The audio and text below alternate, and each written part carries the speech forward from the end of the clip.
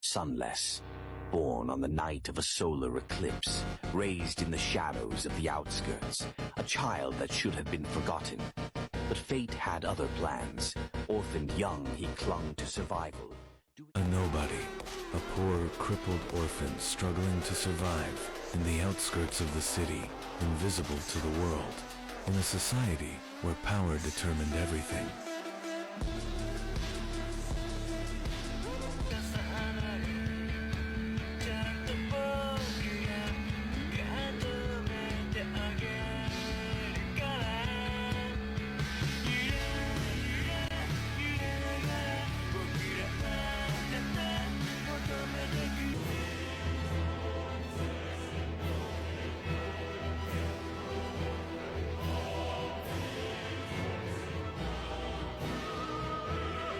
This is Sunny.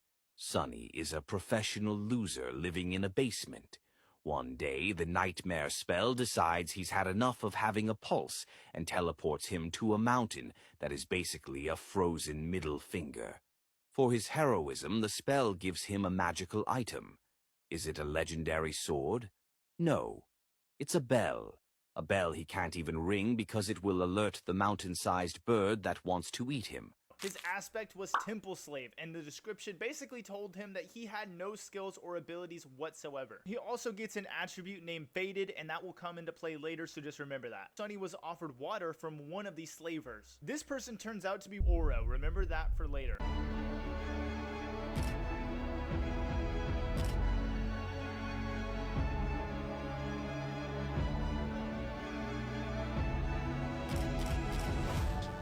These slaves eventually make their way up to a mountain and have to set up camp. They start a bonfire and have a discussion about some poisonous berries nearby. While they were talking, something absolutely massive comes crashing down from above. The Mountain King kept on killing slaves and made more and more different little baby monsters. Luckily, Oro of the Nine was able to take them all down. So while Oro was distracting the Mountain King, Sunny quickly ran and tried to help the other slaves out. And with all his might, he was able to push the wagon off the cliff, bringing the Mountain King down with it. The others continued up the mountain until they eventually found another small road. It's here that they noticed that Shifty's body was now gone. Realizing what this meant, the three of them knew that they had to come up with a new plan to stop the Mountain King, and Scholar was the one who proposed it. He wanted Hero to cut Sunny down and leave him to bleed out and act as bait. Hero thought about it for a second and started wondering, why does it have to be Sunny? Why not Scholar, since he's closer to the grave? So Oro brutally broke both of his legs and then left him to die. The two then continued up the mountain path. They finally found another shelter to take place in for the night. Are you asleep? Why? Are you waiting for me to fall asleep before you kill me? Or will you do it in the morning? Yes, I thought that if I do it when you sleep, you won't have to suffer.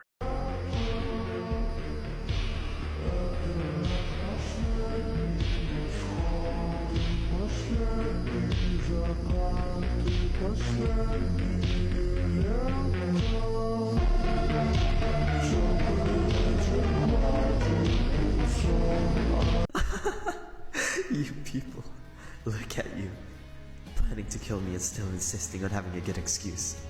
How very convenient. I really hate hypocrites like you the most. Why don't you be honest for once? Don't give me that crap. Just say it. I'm gonna kill you because it's easy. I'm gonna kill you because I want to survive. Wide eyes and a pale face, he turned to Sunny. Was that thief right? Did you put the curse of the Shadow God on us? Sunny sighed. I wish that I had the ability to throw divine curses around, but no. To tell you the truth, I don't have any abilities at all. Then, how? The young slave shrugged. That's why I poisoned you all. They know I'm a big boss, got a big boss in this bitch. They know I'm a big talk. You know, when I just came here, I was ready to die. After all, in this whole world, 2 worlds actually, there's not a single soul who cares whether I live or die. When I'm gone, no one will be sad. No one will even remember that I existed. But then, I changed my mind. Somewhere along the way, I decided to survive. I must survive no matter what. To to spite you all.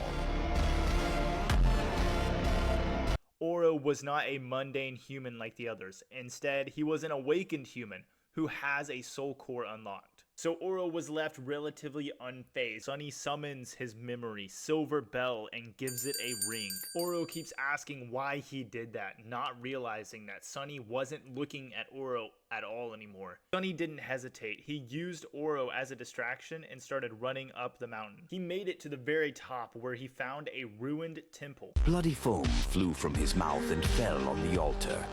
However, the black marble soon absorbed it. A second later, it was as pristine as it was before. The tyrant was just about to reach Sunny. It was already stretching its hands to grab him. But at the last second, suddenly, the voice of the spell resounded in the dark temple. You have offered yourself as a sacrifice to the gods. The gods are dead and cannot hear you. Your soul bears the mark of divinity. You are a temple slave. Shadow God stirs in his eternal slumber. He sends a blessing from beyond the grave. Child of shadows, receive your blessing. Shadows crowding the great hall suddenly moved as though coming alive. Tentacles of darkness surged forward, entangling Mountain King's arms and legs. The mighty tyrant struggled, trying to get free. But how could it resist the power of a god? The shadows dragged Mountain King back, pulling in different directions. Just like that, the horrible creature was dead. You have slain an awakened tyrant, Mountain King. Wake up, Sunless. Your nightmare is over. Prepare for appraisal. A nameless slave ascended the Black Mountain. Both heroes and monsters fell by his hand. Unbroken, he entered the ruined temple of a long-forgotten god and spilled his blood on the sacred altar. The gods were dead, and yet they listened. Glorious, your treachery truly knows no bounds. Dreamer Sunless, you have been bestowed a true name, lost from light.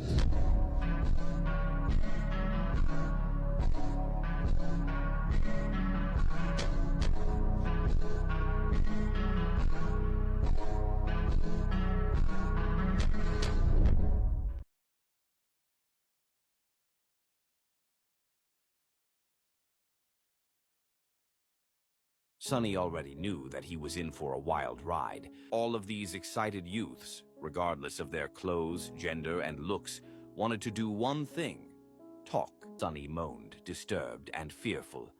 I'm doomed.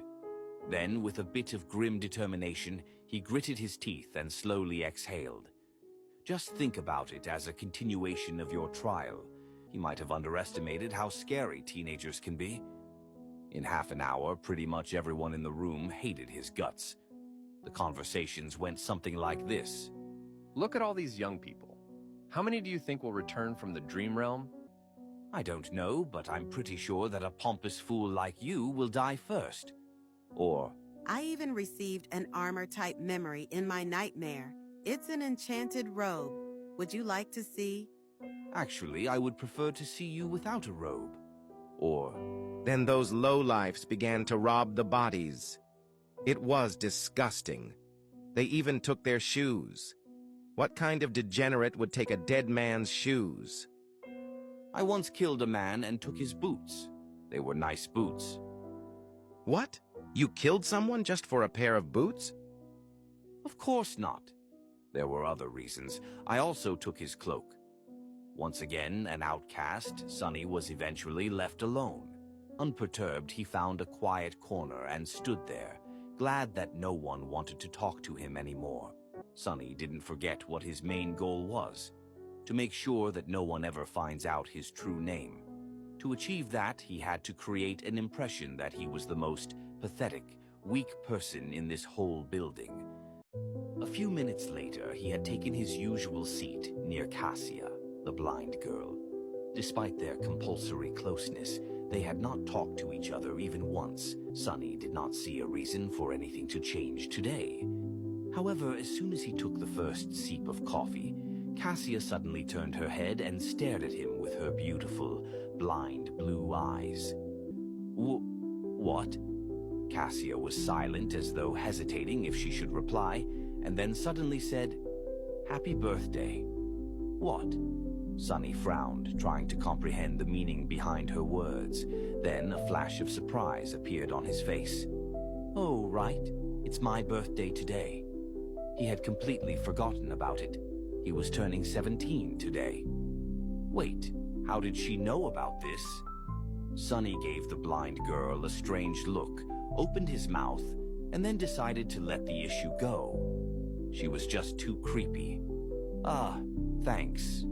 With a nod, Cassia turned away and seemingly lost interest in having a conversation once again, which was for the better.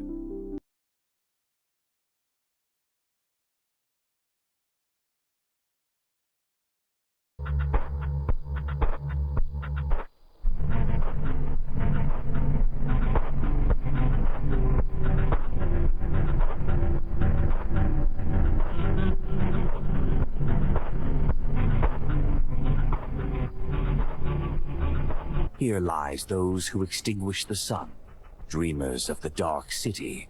On this forgotten shore only steel remembers.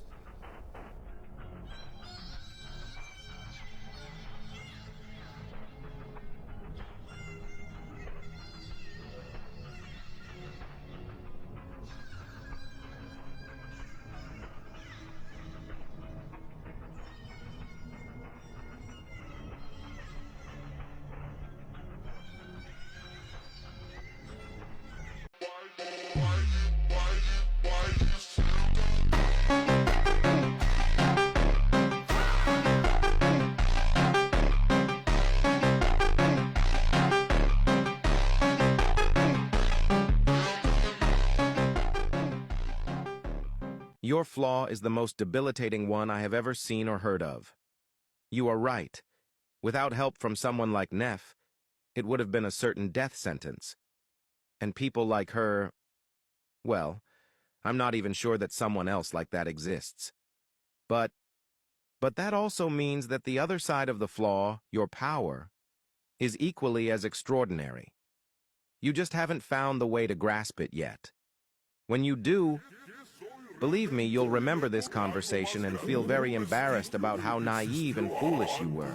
Day, it's a crimson coral labyrinth that has a bunch of monsters roaming inside of it. But by night, the labyrinth gets overtaken by dark water. And in that water are some insanely strong monsters. Sunny gets dropped right into this place. And just to give you a sense of how absolutely dangerous this place is, it's labeled a death zone in the dream realm. And this is where the average monsters are, and this is where the average humans are when it comes to strength. Now, Sunny isn't alone in the Forgotten Shores. He actually has a trio with Nephis and Cassie. Cassie is this blind seer who has crazy dreams all throughout the Forgotten Shores. Her whole reason for existing is just to point them in the right direction and then just get carried by them. And Nephis is an orphan daughter of one of the most popular families in the entire world, although she doesn't have very many abilities. All she has is flames that burn, flames that heal, is an insane swordsman, is a divine aspect holder, has one of the strongest wills in the verse, and of course is super attractive and also super nonchalant. While they're on this hunt to find the gateway, they run into some absolutely ridiculous situations. That leads me to Carapace Scavenger. It's this 2.5 meter tall, weird looking demonic crab creature. And no one at their level should be able to take one down, but they were actually able to take out dozens of them all across the Forgotten Shores. And this trio just kept on traversing the Forgotten Shores until Cassie told them where to go. In a vision of hers, it said to go west, so that's exactly where they went.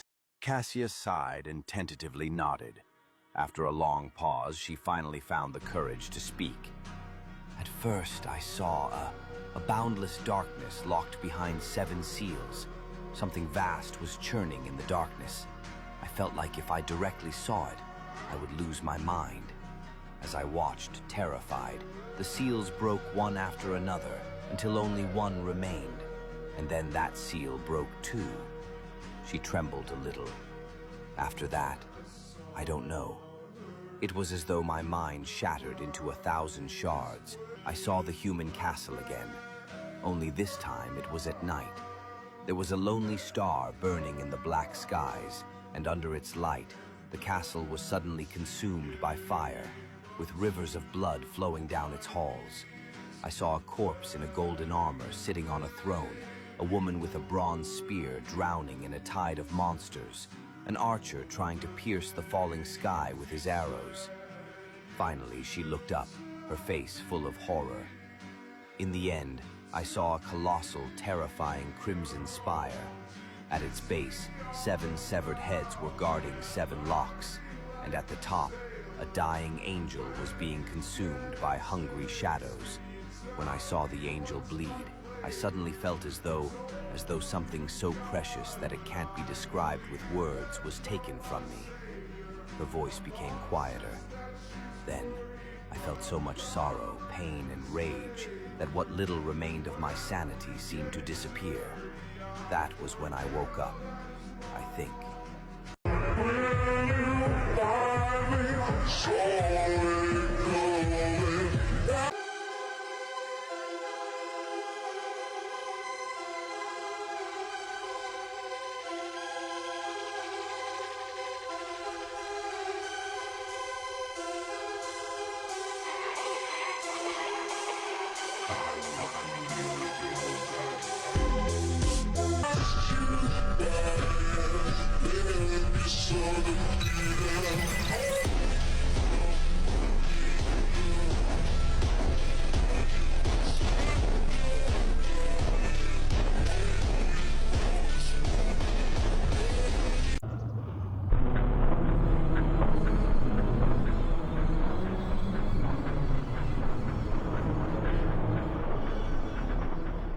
One day, I will become powerful enough to destroy that tree, these monsters, and anyone else who would dare to stand in my way.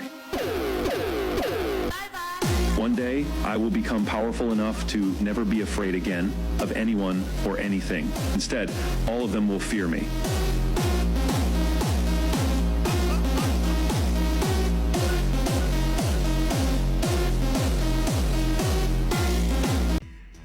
Why are you smiling? Sunny gave her a mischievous wink and shrugged. Look behind you. Behind her, a dark expanse of land was rising above the slope of the colossal crater. It looked ancient, but still impenetrable. They had made it. They had found the human castle.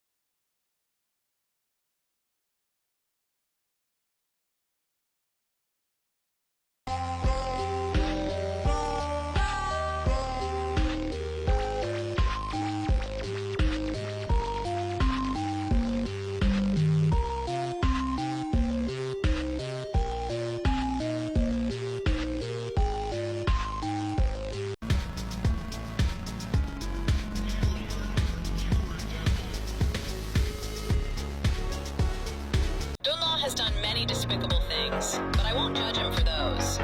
Who knows if any of us would have done any better?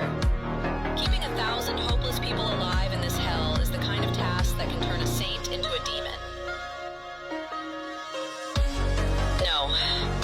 There is only one crime he committed that I can never forgive. It's that he gave up. My goal? Isn't it obvious? I'm trying to help these people. What else? Sunny sighed. Then, turning his face away, he asked, "Hey, have I ever told you about my sister?" Nephis blinked. "No. Why bring this up all of the sudden?" He smiled wistfully. "I just was reminded of her recently, so I thought I'd share. You see, our parents died when we were little. She got adopted, but I ended up on the streets. Life wasn't really sweet for me. In fact, it was nothing but unsavory and bitter.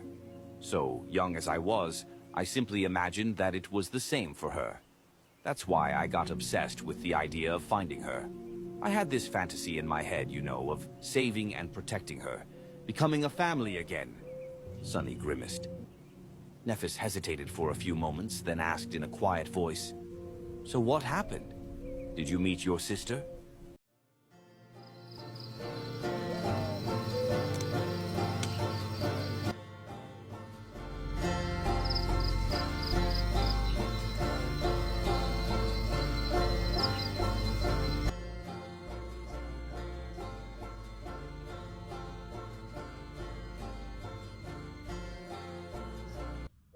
Out there on that dark and rainy night, while Sunny was standing in the shadows, something in his heart was extinguished forever.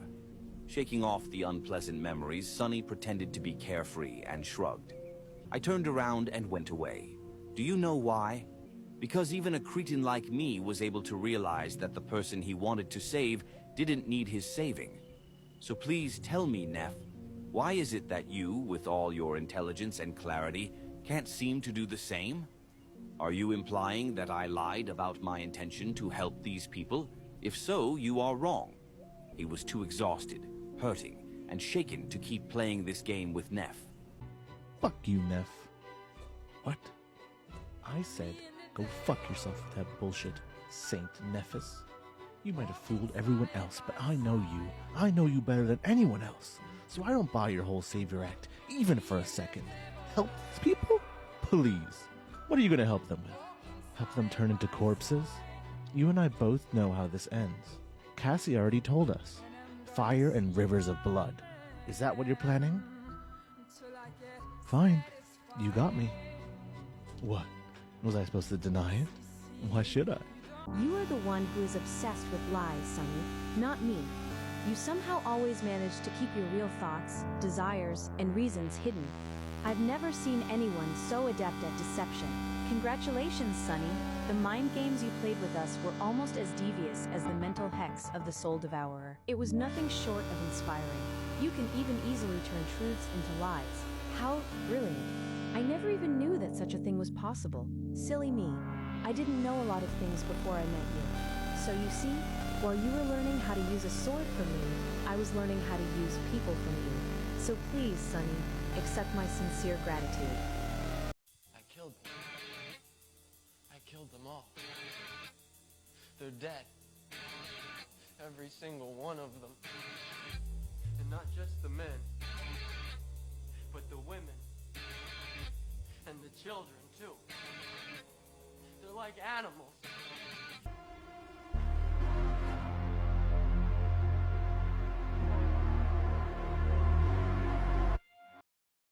I will destroy the spell because I want to. For I am changing star. Star of ruin.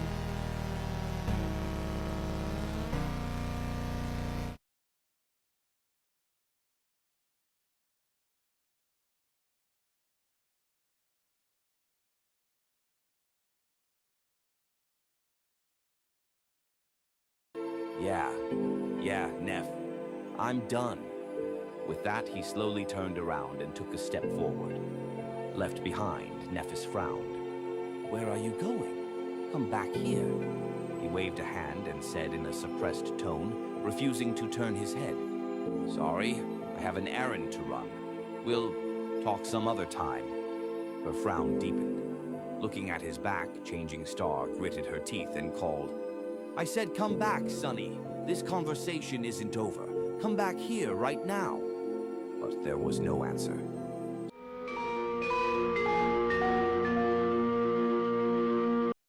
Oh, of course, Lord Sunless. What is your true name, then? Sunny stared at him, the smile frozen on his face. Think, how do you get out of this? But there was no way out, at least none that he could see. He was caught. The familiar pressure appeared in his mind. Slowly, Sunny became deathly pale. Pepper was still grinning, waiting for the answer. The pressure was replaced by a blinding pain, sending a tremble running through Sunny's body. Why? Why did he have to ask that question? But it was too late. What happened couldn't be changed. Sunny leaped forward, picked up the crude iron knife, and stabbed it through the poor young man's heart. Don't look at me. Please don't look at me. Finally, Harper's terrified, accusing eyes grew still and lightless. Sunny could feel the beating of his heart stop. Oh, God. You have slain Dreamer Harper. I killed him. I just killed a real human. Too much. Oh, this is too much. All of this was too much for him. Why did he have to go through all of this? The slave caravan, the forgotten shore, Changing Star, and now Harper. What sin had he committed to have to go through this nightmare? Bullshit. He deserved it. Sunny gritted his teeth and forced himself to concentrate on that thought. Why do you even feel guilty? The bastard was going to sell you out to Gunlock. He knew that he was helping to kill you. And not just you alone, Neff too, and Cassie. But no matter how hard he tried to convince himself that he had the right to kill Harper, deep down he could not accept it. There were a million ways to deal with the timid, pitiful spy. No, there was another reason. Come on now. There's no one else here. Why don't you be honest with yourself for once? Just admit it. Don't you dare become a hypocrite. Sonny grimaced and ground his teeth against each other. Say it. I killed him because I wanted to survive. I killed him because it was easy. And just like that, he suddenly felt better.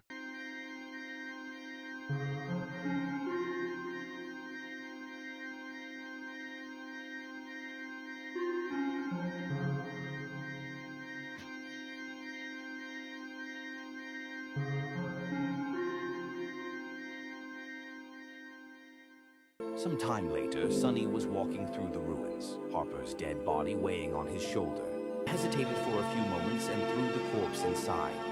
Harper's gaunt body rolled down the rocks and disappeared. It was time to go back.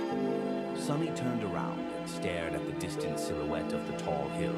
Looking at the white marble walls of the castle, Sonny could see his future vividly, watching helplessly as Changing Star builds here, section, helping her defend herself from Gunlog, going on hunts, being invisible once he comes back, afraid to get close to anyone lest the same thing that happened to Harper repeats itself, up until the moment everything ends in bloodshed and terror.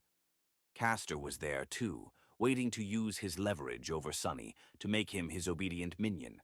Sonny wasn't deceived by the amiable personality of the handsome legacy. He knew that nothing good was going to come of accepting his help. After remaining motionless for a long time, Sonny quietly sighed, turned his back to it, and slowly walked into the darkness.